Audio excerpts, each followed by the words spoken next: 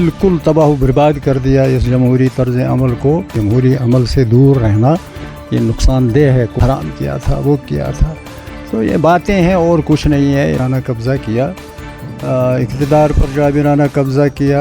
ناظرین محترم، جیسے کہ آپ جانتے ہیں کہ جماعت اسلامی تقریباً 37 سالوں کے بعد انتخابی عمل میں پھر سے حصہ لینے جا رہی ہے. ایون کہ جو ساؤتھ میں وہاں پر انہوں نے انتخابی عمل میں پہلے ہی کچھ اراکین نے حصہ لیا ہے اور وہاں پر الیکشنز بھی ہوئے ہیں. وہیں اگر نارتھ کشمیر یا سینٹرل کشمیر کی بات کریں، خاص طور پر نارتھ کشمیر کی بات کریں، تو نارتھ کشمیر میں بھی جماعت اسلامی نے کچھ کینڈیڈیٹس کو میدان میں اتارا ہے. ہمارے ساتھ موجود ہے جماعت اسلامی کے امیر محترم غلام قادر وانی صاحب. ان سے جانتے ہیں کہ جماعت اسلامی کا منشور کیا ہے اور کس طرح سے جماعت ان انتخابی عمل کو دیکھتے ہیں. السلام علیکم. وعلیکم السلام، آپ کا شکریہ. میرا سب سے پہلا یہ سوال رہے گا کہ جماعت اسلامی جو ہے تقریباً 37 سالوں کے عرصے کے بعد انتخابی عمل میں حصہ لینے جا رہی ہے، تو جماعت اسلامی ان انتخابات کو کس طرح سے دیکھتے ہیں؟ دیکھیے، انتخابی عمل جو ہے یہ ایک جمہوری طریقہ ہے. اس سے مفر کرنا، یعنی اس سے دور رہنا، یہ تو ناممکن سی بات ہے اور ہونا بھی نہیں چاہیے. دور ہے، جمہوریت کا دور ہے یہ. تو جمہوریت میں چن کر لوگوں کو بھیجا جاتا ہے اپنے مسائل حل کرنے کے لیے، حکومت کا نظام چلانے کے لیے ہوتا ہے. تو اس کو جاری رہنا ہی چاہیے اور ہے بھی. اب یہ سوال ہے کہ یہ الیکشنز جو ہوتے ہیں یہ کوئی لوگوں نے اس پر جابرانہ قبضہ کیا، اقتدار پر جابرانہ قبضہ کیا، پھر لوگوں کو ڈرا دھمکا کر ووٹ ڈلوائے، اور پھر جو کسر باقی رہی 987 میں وہ یہ تھی کہ انہوں نے بالکل تباہ و برباد کر دیا اس جمہوری طرز عمل کو، جس سے ان کے عمل سے گن آتی ہے کہ انہوں نے تعفن پیدا کر دیا، گندگی پیدا کر دی اس جمہوری عمل میں. تو جماعت سیدھی سی بات ہے، ہمارا جو بیک ہے وہ ریلیجس ہے، سوشو ریلیجس. تو سوشو ریلیجس ہونے کی حیثیت سے ہم پھر اس میں نہیں آئے. وہ غصہ ہم نے اسی چیز سے دکھایا. تو ابھی یہ حالات جو ہیں یہاں حال ہی میں وہ ہو گئے نا، وہ الیکشن کیا پارلیمانی الیکشن میں ہمیں دکھائی دیا کہ نہیں، اب تو کوئی ریگنگ وغیرہ نہیں ہے، فری اینڈ فیئر الیکشنز ہوئے ہیں. تو ہم نے کہا ہم بھی اب اس جمہوری عمل میں شرکت کریں گے. لیکن مسئلہ یہ ہے کہ ہمارے اوپر بین ہے، ہم بحیثیت جماعت، بحیثیت تنظیم اس میں نہیں آ سکتے تھے. یہ ہمارا خیال ہے. اب کیا ہے، تو ہم نے یہ کیا کہ ہم نے کئی آزاد امیدواروں کو اس عمل کو بحال کرنے کے لیے ہم نے کچھ آزاد امیدواروں کو چن کر ہم نے ان کو آفر کی اپنی سپورٹ کی، ووٹ دینے کی. تو یہی عمل چل رہا ہے. ادھر ساؤتھ میں ہو گیا، تو اب نارتھ میں ہے یا سینٹرل کشمیر میں ہے، وہاں بھی اسی طرح ہمارے لوگ ووٹ کریں گے. ہماری ہدایت ہے ان کو.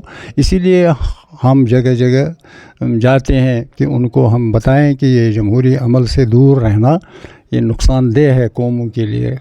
کسی پروگرام کو چلانا ہے تو وہ پروگرام نہیں چل سکتا ہے جب تک نہ اس میں یہ آزادی ہو، آزادی رائے ہو. تو آزادی رائے کا اظہار ہر ایک کر سکتا ہے. ہم اسی لیے اس کو پش کرتے ہیں. جس طرح سے آپ نے فرمایا کہ جو جماعت اسلامی ہے انہوں نے کبھی ووٹ ڈالنے سے منع نہیں کیا، کہ حالانکہ انہوں نے احتجاجاً اس سے دوری اختیار کی تھی.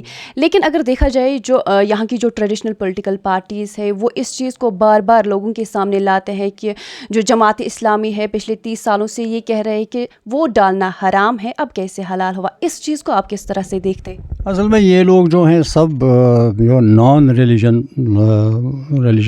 ریلیجس لوگ ہیں، یہ اس اقتدار پر قبضہ اپنا جمانا چاہتے ہیں اور لوگوں کو بیوقوف بنا کر لوگوں کو بیوقوف بنا دیا جاتا ہے کہ بھئی انہوں نے حرام کیا تھا، وہ کیا تھا. تو یہ باتیں ہیں اور کچھ نہیں ہے. یہ چلتا رہے گا. ہم اپنا کام کریں گے. ہمیں اس سلسلے میں کوئی پریشانی نہیں ہے.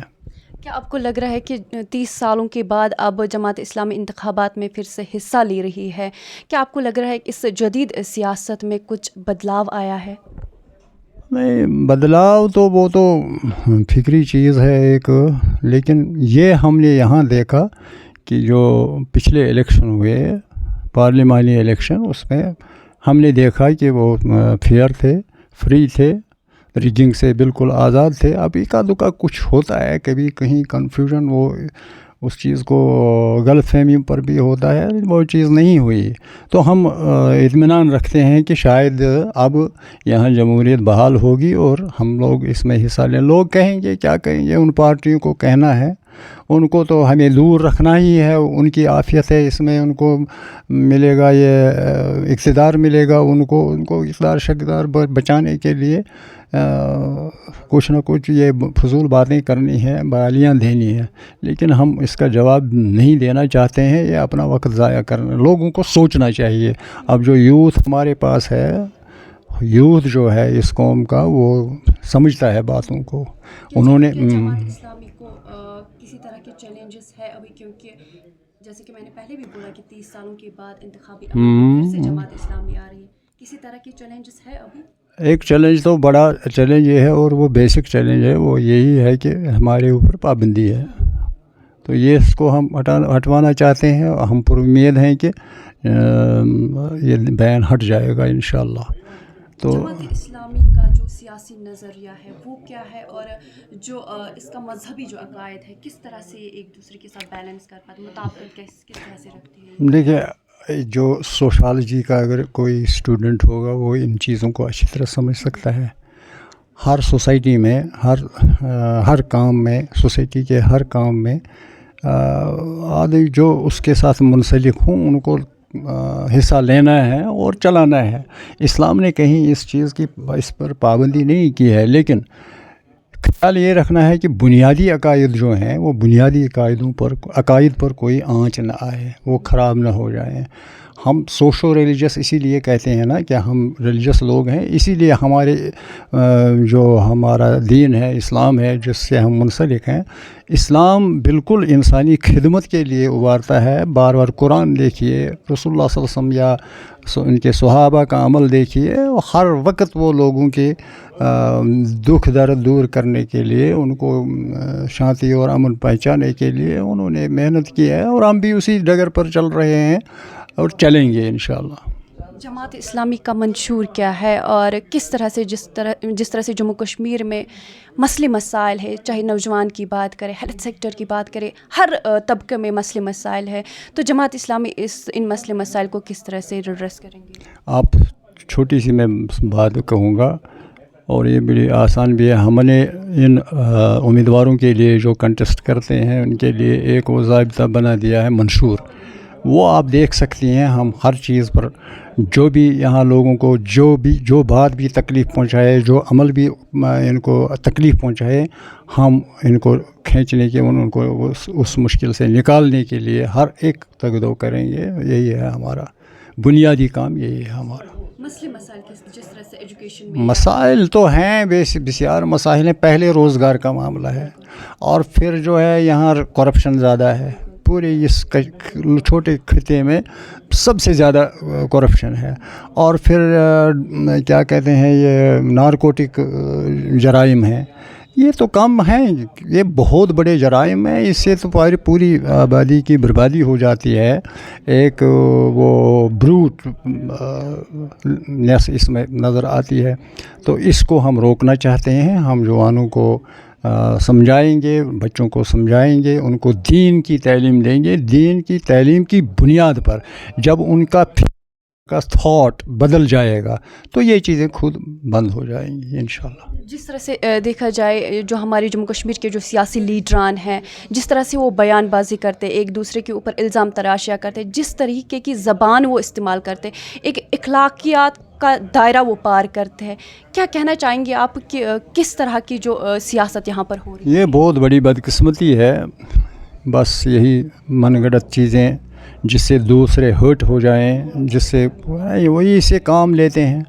ہم اس میں، اگر ہم اس میں ہمیں دے دی گئی اجازت اس میں جانے کی، ہم آئے ہیں، تو ہم انشاءاللہ اگلا جو الیکشن ہوگا جس میں ہم حصہ لیں گے، انشاءاللہ ہم اس کو پاک صاف کریں گے. ایسی باتوں میں فرینڈلی کنٹیسٹ کریں گے، اور سبوں کو فرینڈلی کنٹیسٹ کرنے کے لیے ابھارے ہیں. जिस तरह से जमात इस्लामी ने साउथ कश्मीर में AIP यानी अवामी इत्तेहाद पार्टी के साथ अलायंस किया है, क्या हम एक्सपेक्ट कर रहे हैं कि नॉर्थ में भी इस तरह का अलायंस हमें देखने को मिलेगा? नहीं, अब तक तो नहीं हुआ है। वही एक हुआ था साउथ में, तो वो हो गया, तो उसके बाद अभी कुछ नहीं है। और न हम ये चाहते हैं कि खामखा यूं ही अलायंस करेंगे किसी के साथ। अगर हो सकता है वो, ये तो वक्त फैसला करेगा, इस पर हम कबल वक्त कुछ नहीं कहना चाहेंगे। अगर जो आने वाले इंतखाबात हैं इनके रिजल्ट्स जब सामने आएंगे और जमात को अगर कुछ सीट्स मिलेंगे, क्या जमात इस्लामी के जो कैंडिडेट्स हैं वो किसी और पार्टी के साथ इत्तेहाद करेंगे? देखा जाएगा, अभी ये भी कबल वक्त है। उस वक्त क्या ज़रूरत आएगी, क्या माहौल होगा, उसी माहौल में हम अपना अमल करेंगे। ठीक, बहुत बहुत शुक्रिया। तो नाज़रीन, ये थे हमारे साथ अमीर जमात मोहतरम गुलाम कादिर रवानी साहब, जो अपने मंशूर के हवाले से, अपनी पार्टी की सियासी सरगर्मियों के हवाले से हमारे साथ बात कर रहे थे।